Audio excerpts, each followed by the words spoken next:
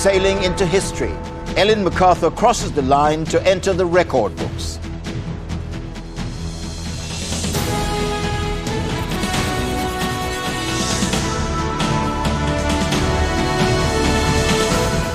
Within the last few minutes, she completed the fastest ever circumnavigation of the globe. We'll have reaction from the finish line and from the people waiting to welcome her back.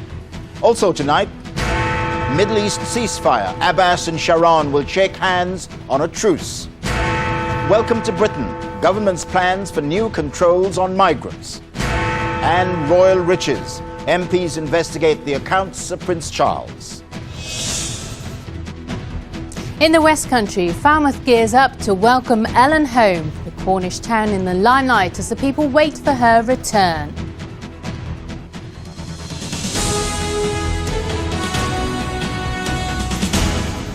Good evening. She's done it. In the last few minutes, Ellen MacArthur has broken the record for sailing single-handedly around the world. She made it with just over a day to spare, crossing the finish line tonight exhausted but elated.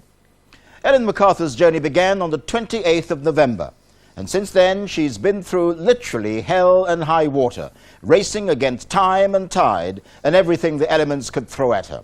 Mark Webster looks back now on her amazing voyage. Ellen may have looked relaxed, but from the outset, she knew this would be the most grueling experience of her life. Ahead, more than 27,000 miles of open sea, fighting fatigue and towering waves. I think this is the biggest challenge by far that I've ever attempted, because the boat's big and powerful. The record I'm trying to beat is effectively to try and get a boat as fast as humanly possible around the planet. Since then, she's suffered extraordinary highs and lows, with serious equipment failures only 15 days into her epic voyage. Torchlight DIY repairs put her back in contention, but the weather continued to prove fickle. Christmas Day saw her battling through a force 10 gale, and at one point her lead was down to just 1 hour.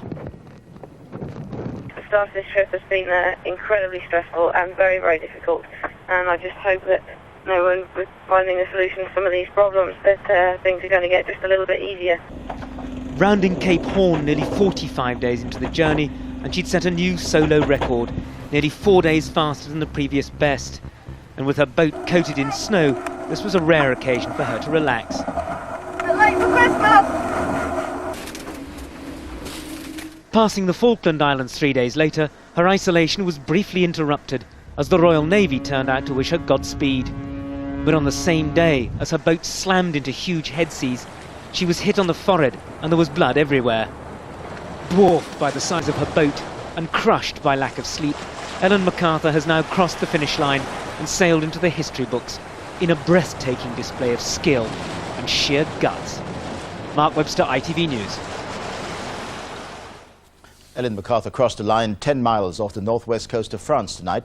Helen Callaghan, our correspondent, is on board HMS 7 at the finish line. Helen? Well, there's been high excitement on board HMS 7. That was the moment that Ellen MacArthur sailed into seafaring history.